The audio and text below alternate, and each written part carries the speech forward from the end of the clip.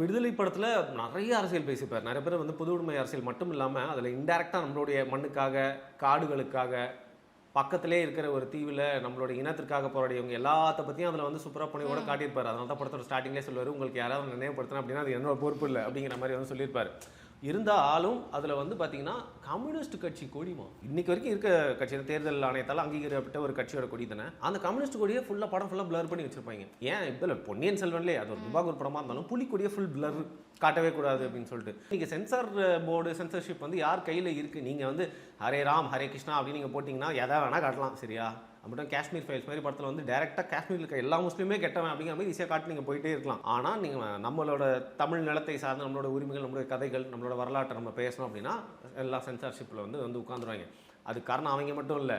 இங்கே நம்மளோட கூட்டத்திலே வந்து பார்த்திங்கன்னா ஒரு சிறு கூட்டம் நம்ம கூட்டத்து மாதிரியே உட்காந்துட்டு நம்ம தலை மேலே உட்காந்துக்கிட்டு அந்த சென்சார் போர்டுகள் வந்து ஏற்றி விடுறது, நம்மளோட கதைகள்லாம் எப்போ சொல்லாமல் வந்து தடுக்கலாம்னு சொல்லிட்டு அவங்க கூடவே துரோகிங்களை வச்சுருக்கோம். அவங்க விட்டா அமெரிக்கா ஓடி போய் அமெரிக்கா தான் பெஸ்ட்டுன்னு சொல்லக்கூடியவங்க அவங்க எப்படி நம்மளுக்கு நல்லது பண்ணுவாங்க? ஸோ நம்மகிட்ட இருந்து ஒரு படைப்பு வருதுங்கிறதே வைத்தறிச்சலாக இருக்கும் அவங்களுக்கு. ஸோ இப்போது அதனால் வந்து முழுக்க நீங்கள்